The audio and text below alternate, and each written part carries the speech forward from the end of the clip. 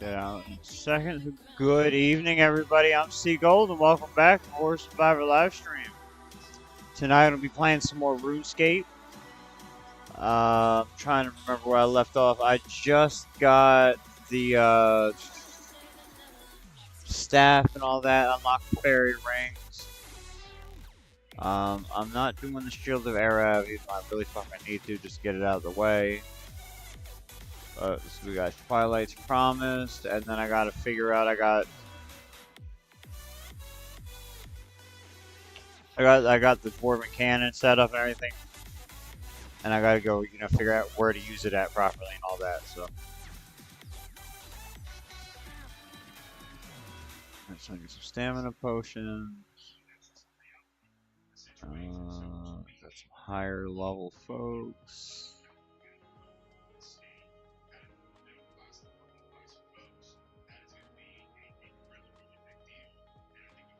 Alright.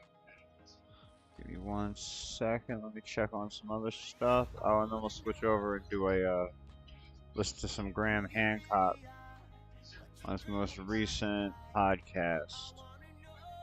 Just a second.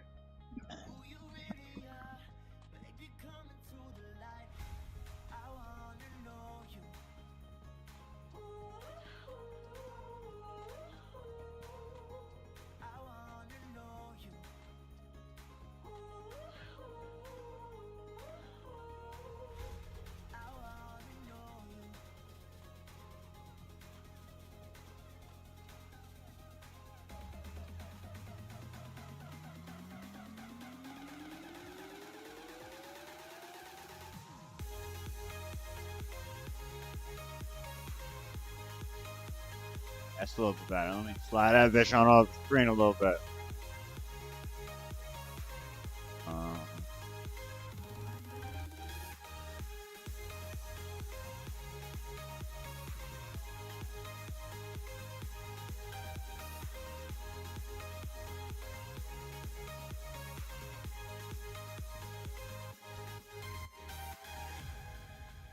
Yeah, it'll work. I like that better. Alright. There we go. That's good. That's good. Alright, so let's do some shit. I need me some stamina potions, and hopefully I got everything else I need.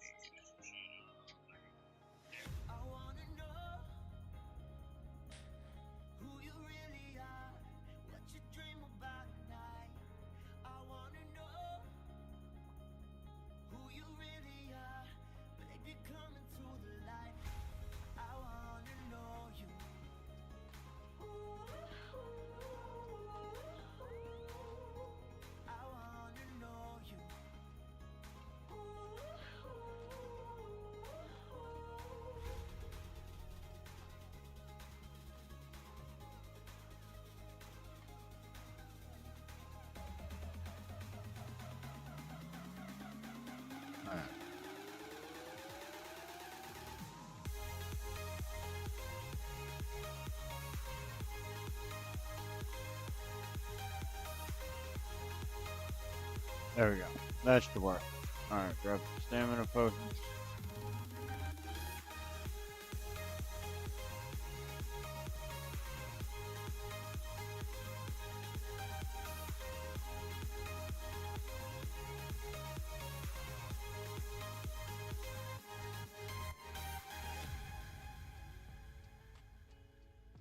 Oh, I got nothing else good over here.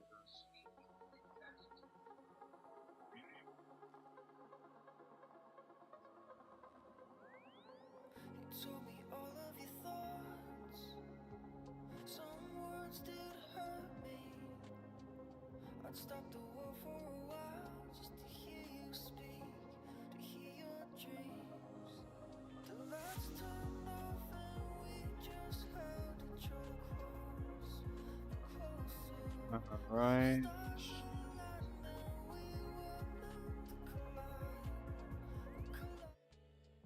Fuck that music. Alright, so we're listening to an extraordinary sight. It's a very sophisticated archaeology solved. Antarctica. But everyone agrees that humans are 315,000 Yes, years old. That's a good at place to present. leave it. When I started on this quest back in the late 80s, early 90s, it was felt that anatomically modern human beings had not existed Let's for fucking more get than it. 50,000 years. Very recent, really. Hmm. But this turned out to be complete rubbish because anatomically modern humans are much older than 50,000 years ago. We have 196,000-year-old anatomically modern human remains from Ethiopia. And then finally, 315,000 years ago, a recent find in Jebel Irhoud in Morocco. Again, anatomically modern humans. So we can say that if we define ourselves by our anatomy, brain size, capacity of the skull, if we define ourselves in those ways, we've been around for at least 315,000 years and probably much longer. That's just an accident of discovery. And that's one of the things that puzzles me. If we're anatomically modern, if we've got all the modern kit, if we've got the same brains, we've got the same neurology, everything is there, why do we wait more than 300,000 years to establish something recognizable as a human civilization? Why did we wait so long? We got all the kit. There's evidence that our ancestors were aware of agriculture, just chose not to use it much earlier than that. The complex of events that leads to a city-based civilization, which is the kind of civilization we have now all over the world, that you can only really trace that back to 6,000 years ago. Yes, you can say that before 6,000 years ago, there was build-up to what became the high civilizations. That's how it works. All right, But sweet. my question is, why not much earlier? Why did we wait until that moment? And I don't find a satisfactory answer to that question, except perhaps we didn't wait. Perhaps we're missing part of our story. And when I say a lost civilization, I do not mean a civilization like ours. I do not mean an industrial civilization. I don't mean they had cell phones or flew to the moon or any of that bullshit. I think they were very different civilization from ours, but they had conquered a number of people. Okay, it works perfect. All right. So, for those of y'all that don't know, this motherfucker is that they call him crazy, like a pseudoscientist or whatever. He's an archaeologist, and he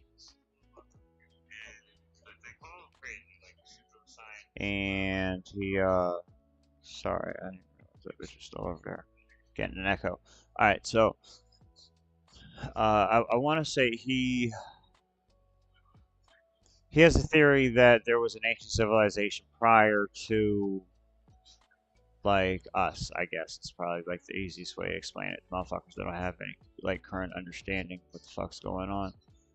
So I mean, my current belief, and according to like like our oldest historical texts, like the Bible and he talks about shit. There's so many stories where they talk about the ancient flood, and I mean you can go back and look at ice cores and fucking there's other ways they've studied it across the world, or have it proven across the world, that this shit happened. And I believe in order for us to exist now, there had to have been like a civilization and a group of people large enough, a civilization large enough and technological enough with enough intelligence to withstand and shit. You know what I mean? And enough people. You know, because there has to be some lucky motherfuckers. You can't just have everybody go underground. There had to have been some lucky people on the surface too. So I think that's what happened. I think that's why it's like everything's kind of confusing with this UFO thing or whatever, because some of it's them, the ancients. I mean, when you look at the declassified fucking CIA files, there's remote viewing sessions about like them going back to Mars a million years ago, and there being a civilization, a giant fucking pale, blonde, blue-eyed fucking like aliens that lived in pyramids and shit. It's a whole fucking thing. I'd have to pull up the fucking actual document to fucking explain it to y'all. Alright, what the fuck am I doing? Where am I going? Alright. I get all sidetracked. Easily. Sometimes. There we go. There we go. Got it working. Yeah, back to Weeks. Pop here. And one of those peaks was navigation and ocean seafaring, hence the survival of maps, which show the world as it looked during the Ice Age. And another was astronomy. And another really important breakthrough evidenced by the ancient maps, Where the particularly fuck a is this category of even maps at? called the Portolanos, is accurate relative longitudes. This is the Orontius Phineas map. It shows Antarctica right there. This is interesting because this map was drawn in 1531. The problem is that our civilization didn't discover Antarctica until 1820. So its appearance on a map drawn in 1521, particularly when we know that the map was based on older source maps, and the map maker tells us in his own legend that he has uncovered material previously hidden in darkness. When we find that, we have to begin to wonder what is going on here. Had somebody found Antarctica long before we did, and mapped it with extremely accurate relative longitudes? And that's important because our civilization didn't crack the longitude problem until the mid-18th century.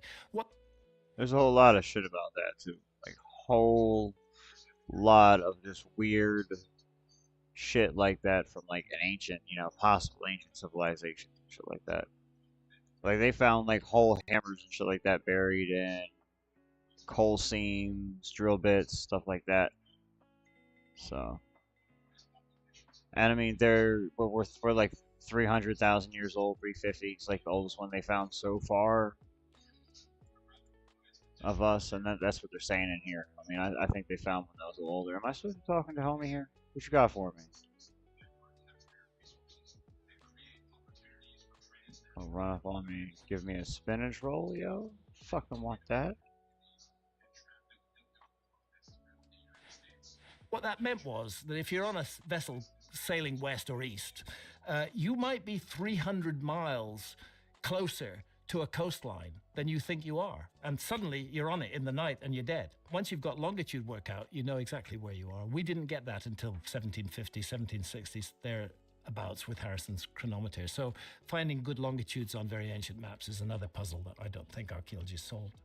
So you think there could have been a civilization 20,000 years ago, which was before this young Dryas moment, where, I've got this photo here, which I'll throw up on the screen. Yeah. I think you say is evidence that something took place. It is. That's the Younger Dryas boundary. And I'm with Alan West, who's one of the scientists from the Comet Research Group. Yeah, that's what I'm talking about right there. Hypothesis, and our hands are on that black stripe running through the middle of the draw. And that is soot, that is evidence of... That's the flood mark right there. No, is that the soot? Wildfires burning. It's full of nanodiamonds, tiny little diamonds, microscopic size, which are a classic product of comet impacts. Microspherules, some platinum, some iridium, all signatures of a cometary impact. And there it is. It's about 5 inches thick. That layer is the Younger Dryas boundary layer. It dates to 12,800 years ago. So for anyone that can't see, it's just like a slice of earth, and there's this black line going through the earth. We're in a draw. That 12,800 years ago date too. That ends up being like a thing, like an ongoing thing, or 12,000 or 12,500. That's all the shit happened like around that time frame.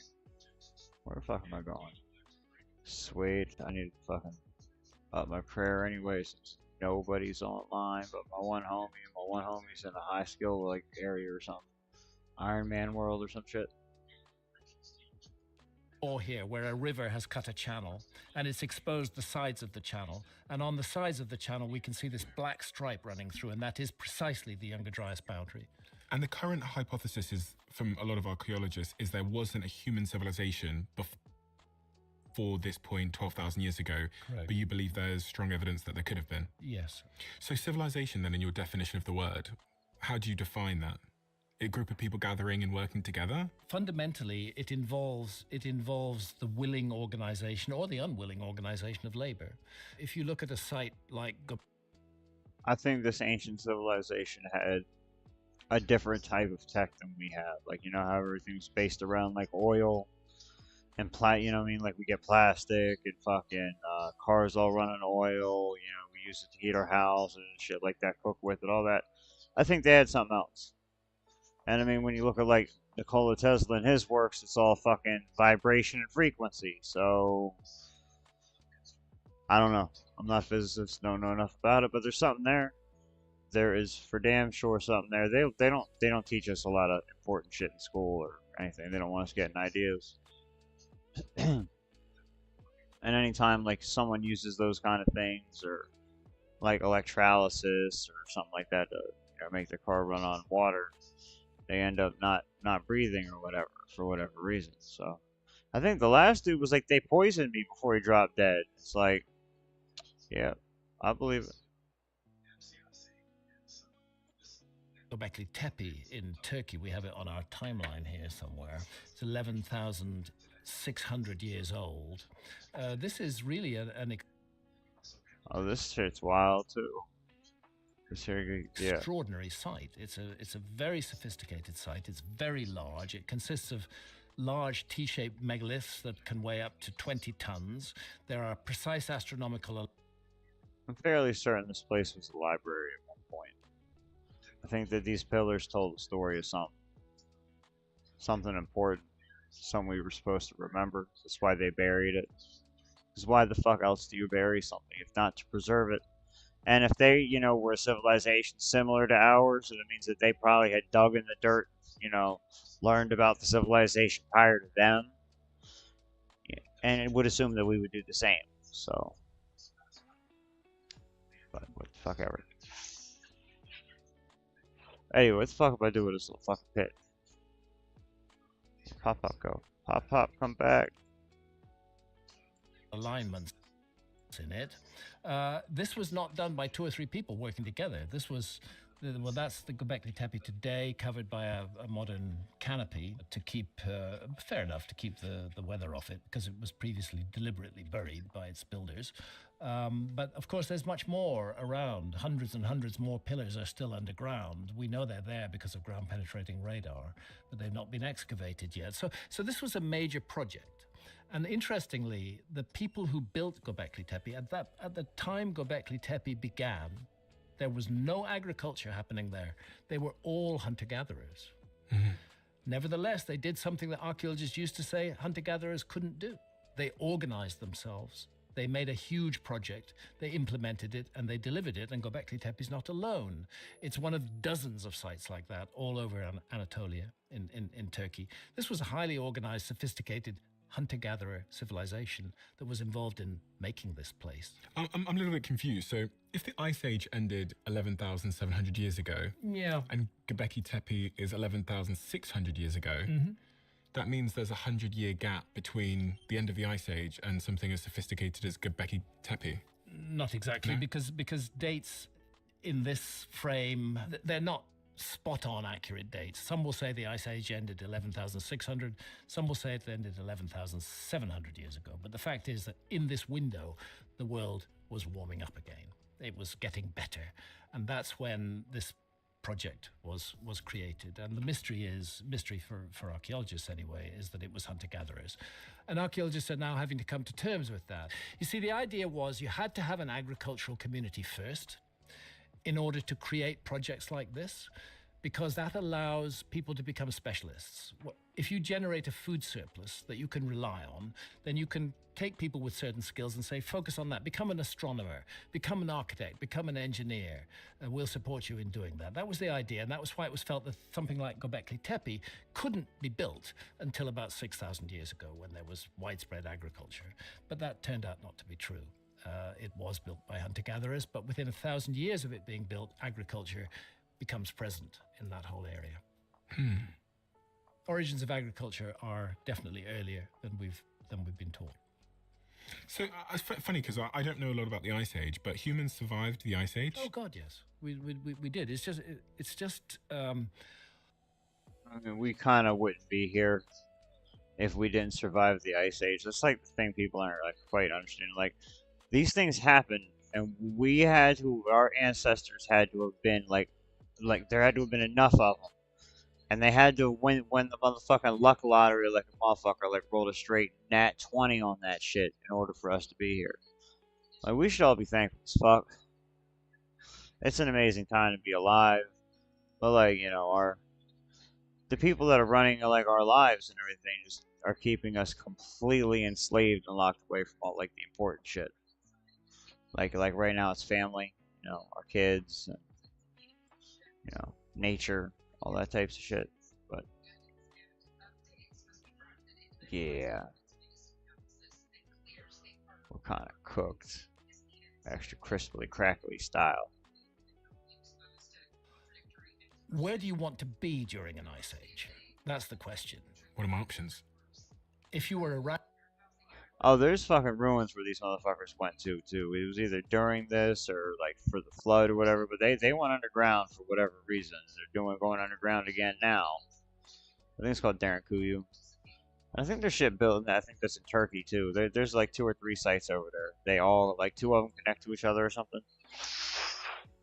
There's underground like shit here in the U.S. too. But they don't say much about it. I think out in like the like Arizona desert or something like that. I'd have to like Google the shit. So I'm not lying to y'all about the exact rational specifics. being, which most human beings are, but I ain't doing that right now. you would immediately exclude Northern Europe. Absolutely no point in being in that frozen, miserable wilderness. You'd immediately exclude the northern part of North America too. No point in being there. It's just horrible at that time. Siberia, pretty rough. No, you'd look for the tropics. You'd go down close to the equator. You'd go to the places that weren't affected by the Ice Age, that were actually the best real estate on Earth. That's where you'd go. That's why if we are looking for a missing...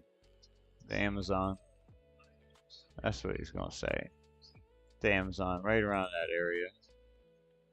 Probably underwater, that area too. In the human story, we're wasting our time looking for it in Northern Europe or North America. We should be looking for it in Mexico. We should be looking for it in India. We should be looking for it in Indonesia. We should be looking for it around Papua New Guinea. All those are pretty much countries that have almost been purposely kept third world shitholes for cheap fucking slave labor. All of these areas that were really great places to live during the Ice Age. That's the kind of place that the sort of civilization I'm talking about could have thrived. What is the difference? You know, because on here it says the earliest known humans were 300,000 odd years ago. Yeah. What is the difference between these humans 300,000 years ago and the civilization you're describing 20,000 years ago that you believe existed? Apart from what is perhaps wrongly described as a slight refinement in human features, natural selection operating on what humans perceive as beauty, I don't know, but otherwise the same. The same? The same, yeah. And again, that's not disputed. Nobody's saying that Jebel Irhoud human beings were somehow different from us. They're anatomically modern humans. But how did they live versus your definition of a civilization? They lived a simple hunter-gatherer life. Okay, in small groups. Yeah, but somehow, around 11,600 years ago. I think like the natives in North America probably had the right idea with like how to live socially, except for like the wanting to kill each other over territory, which that might not even have been an actual thing. That might just been what they told to us, you know what I mean, the history books. But you can't believe none of the shit these people fucking say to us. Almost everything has either been, you know, proven to be untrue, or, you know, what might not have been a lie on purpose. They just got a fact wrong, but a lot of it's just an outright fucking lie.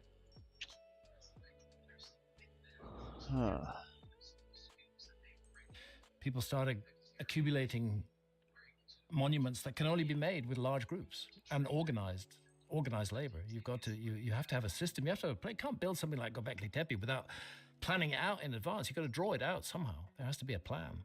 It's not something you just wing. So there's a missing background to all of that, which bothers me. And again, so most people think civilization started, 6,000 years ago? Yes, that would be when civilizations become archaeologically visible. So you have ancient Sumer, Mesopotamia, which roughly 3,500, I'm going to use BC because everybody's familiar with that. Roughly 3,500 BC, which is 5,500 years ago, approximately, we start seeing cities being built. We start seeing the beginnings of writing taking place. Round about the same time, the same thing is happening in Egypt. Maybe a couple of hundred years later, but the new work that's being done in Egypt is pushing Egypt much closer to Sumer, narrowing that window. Effectively, you can say that these two civilizations become archaeologically visible at the same time. And they're not alone, because on the other side of the world, in Peru, there's a civilization now recognized called the Caral Supe civilization, which built pyramids, which also goes back 5,500 years. And this is one of the mysteries I'm looking at now, is why we have these apparently coincidental emergence of high civilizations in the same window all around the world. Indus Valley civilization, roughly the same, 5,000 years old. Yeah, we're looking at Caral here, I think, yeah. And these classic, the feature is these circular plazas in front of them, and then the pyramid with a, these were not expected in Peru. When archaeologists think of Peru, they tend to think of Machu Picchu, the Inca civilization. That's what gets all the coverage. And that's 600 years ago. That's 600 years ago. That's yesterday. Whereas these Caral Supe pyramids, Caral, Aspero, Banduria, Penico, these ones are much older, thousands of years older. They're extremely sophisticated. They built with an earthquake-proof technology. They, instead of using blocks, they put small stones in textile bags, and those allow a certain amount of shifting so the thing doesn't collapse in an earthquake. And this is 5,500 years old, getting on. So again, not an agricultural civilization at that time. They're a hunter-gatherer civilization. So archaeologists are having to confront a reversal of their model at the moment. And I think there's room in that reversal of the model for a forgotten episode in the human story. Tell me about this forgotten episode in the human story. Yeah, it's remembered all around the world as a golden age, where there was no violence, no cruelty, where great healers and sages were at work, where powers that are scorned in our society today, such as telepathy and telekinesis, which are regarded as completely non-existent by our scientists, were regarded as a matter of fact of life in this ancient world. That's a civilization that emerged out of shamanism and made something good. But then, if you follow the myths further, as I've done, you find something odd happens. You find that they stepped away from the original purity, that they've become a culture that begins to impose its power on others around the world. And that's always given as the reason for the cataclysm in the myths, that we angered the gods. It might have been with our noise, it might have been with our irreverence. We angered the gods and they sent a flood. They weren't happy with their creation. They wanted to start again, wipe the slate clean. And so there's always this feeling in the myths, and I can't explain it. I don't know what it comes from, but it's always there, is that in some way we ourselves brought this upon ourselves. Is this those people not understanding the forces of Mother Nature and trying to sort of justify it as or perhaps a deeper understanding of the forces of Mother Nature? Maybe. Perhaps the way that human beings are operating in the world today should be included amongst the forces of nature. We are a geological force. And worse than that, we're a psychic force, which is full of anger and hatred and suspicion and mutual destruction. That's not going to be good for nature. That's going to be disturbing. We're an integrated system, in my view. We're not separate. Human beings are part of all of this, and what we do affects all of that. And that's what the ancient myths seem to testify to. So, if I may finish on that, when I look at our civilization today, I don't want to go off on a rant, but when I look at our civilization today, I see a civilization that ticks all the mythological boxes, every single one, for the next lost civilization.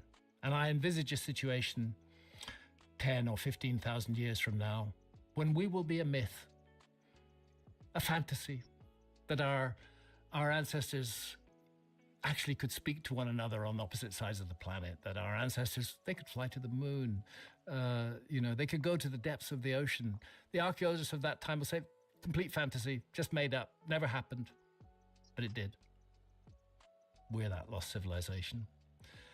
And we don't need a comet, and we don't need solar activity. Because we're so psychically messed up as a species, we'll probably end up doing it to ourselves. That's what nuclear weapons are about. Mass species suicide. And the mental processes that drive that. Very dangerous, very effective of the world we live in. Hatred is a psychic force, and the way it's being generated around the world at the moment and mobilized and focused is it's got to be bad for all of us. Especially when we have such powers to self-destruct. Oh, it's terrible. I don't think the ancient ones or the aliens or whoever they are, I mean, whatever label you give the motherfucking people, I don't think they'll let them use nukes. Like, I don't like air-to-surface nukes, like what they said they did to Japan or whatever, for example. I don't think that happened. I think that was a thermonuclear bomb or thermobaric bomb or something like that. It was non-nuclear, but still has a mushroom cloud, still sets the fucking, the countryside ablaze, and everything was wood then. Like, how would they know? Plus, I also know that they coordinated with Japan on the attack of Pearl Harbor, so like, why would they not also coordinate that whole propaganda campaign?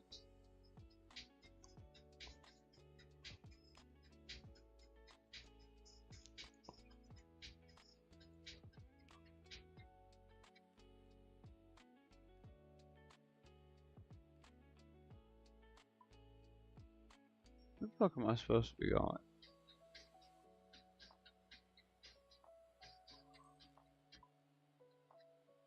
Oh, the bank, that's right.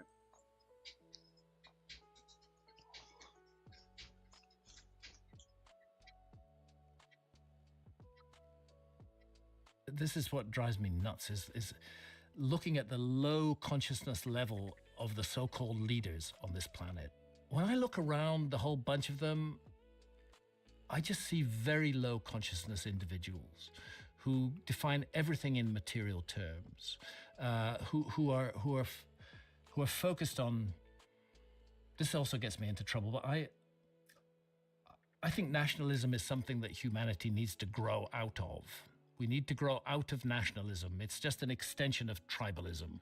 We need to grow out of it soon. And let me be clear, I am not talking about world government. I don't want anything I don't want any government. I'm an anarchist, basically, and that's what anarchy means. It means without government. I don't want any government at all. But we have to get past this notion that by accident, I was born with this particular skin, The notion is that these accidents of birth define us, that we must somehow massively respect and love people who look like us and kind of hate and fear people who don't look like us. We have to get past that. We have to get past that as a species. It's really important. All human beings everywhere, all the same fundamentally. Of course, we're vastly diverse. We have incredible different gifts. I value and appreciate the differences in different cultures all around the world. This is wonderful, but it doesn't have to come with, and we are better than you, and we're going to kill you because you don't share our ideas. This is insane. It's crazy. It's wild that that's where it goes we're too. a childish species, and leading our species are leaders who have the mentality of deranged teenagers. We elected them. Yeah, we did, very unfortunately, which shows how easy it is to manipulate.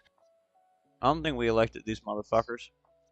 I think they just want us to think, we did or whatever. Like, they just have to have us think that enough people would have wanted them elected. That's all they got to do is push the idea of it. The narrative in the world today. Today, who wins in elections isn't the best person, isn't the good person, isn't the person who's going to do good. It's the best communicator who wins. So this ancient civilization that we could have theoretically forgotten, you were somewhat implying that maybe they were right, that their own actions caused the great flood, as they say. They talk about it in mythology. Oh, I floated that notion, yeah. They might have been. But it's enough to say that that's what they believed, because that's what all the myths say. The Noah story is prefigured in ancient Sumer with an almost identical flood myth. The gods are angry. A great flood is going to be sent. The intention is to wipe out humanity, but this god, who's called Enki, says to Atrahasis, I'm going to save you. Build a boat. Build it now, a big one. Put into it the seeds of all things that you will need. Bring each animal of every kind into your boat. This is a kind of survival arc, which is exactly the same as Noah. Noah's Ark is just copied on that. It's just borrowed from that. And to people that say, well, these are just stories, these are fictions that someone wrote and then they passed them down and there's no truth in these things at all. They're welcome to say that. I just happen to think they're not, and my job has been to make that case. I do not claim that I have proved there was a lost civilization. Any archaeologist who says Hancock claims he's proved that is lying. I don't claim that. I claim I'm puzzled and mystified, and I'm gonna complete that journey as long as I can. I'm going to carry on investigating and looking into all aspects of this, because that's what I'm here to do. And that lost civilization, you said they were seafaring, potentially. Seafaring, yeah. Which means they had boats? Yeah. So we know, for example, that anatomically modern human beings reached Australia 60,000 years ago. Those involved significant sea journeys. They reached Cyprus in the Mediterranean 14,000 years ago.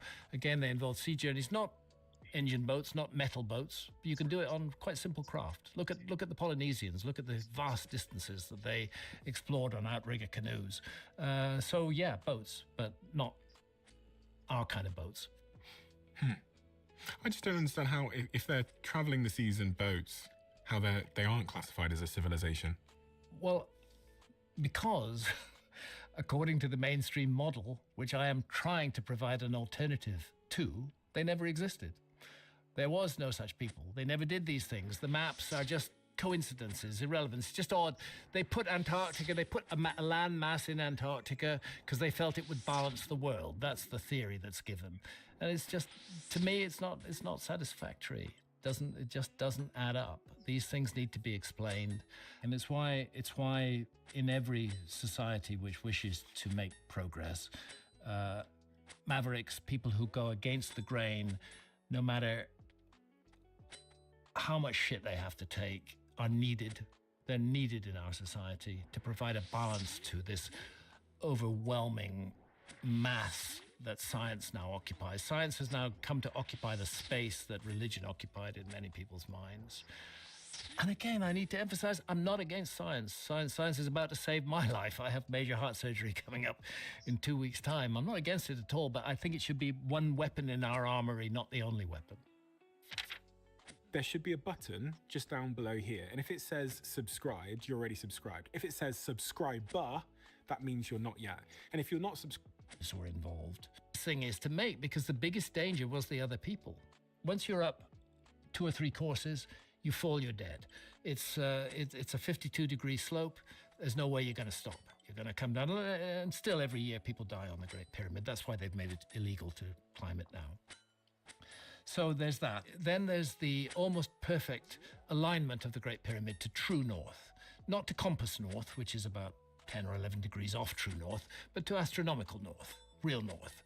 The Great Pyramid is aligned within 3/60ths of a single degree. I put it that way because degrees are divided into 60 minutes, so 3 minutes of arc. The Great Pyramid is aligned to that level of precision, 3/60ths of a single degree to true north.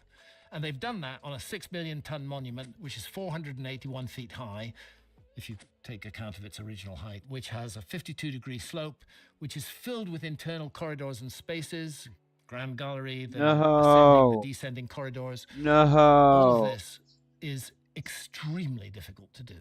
It's not impossible to do because we see it there. Could our civilization do it? Yeah, I think we could. But would we do it? No, I don't think we would. The motive wouldn't be there. People say, why? I mean, why do you want to align it perfectly to true north? It's enough to ask me to build a 6 million ton monument, but you want it aligned to true north as well? Come on. I mean, that's a really difficult specification. We'd find that hard. A kind of artistry was put to work on the Great Pyramid as well as skill. Let's get rid of any notion that slaves were involved. They were not. There wasn't slavery in the Old Kingdom anyway, but this is a work of love. Yeah, I got nothing I can do right now. Stone. It's a work done with great skill and care.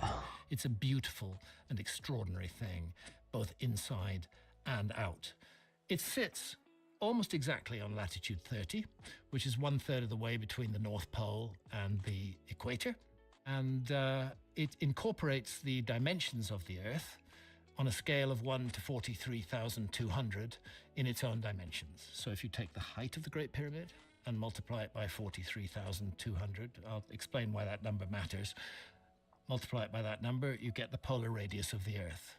Measure the base perimeter of the Great Pyramid, multiply it by the same factor, 43,200, you get the equatorial circumference of the Earth. Archaeologists know this. They say it's a coincidence, total coincidence, just by chance.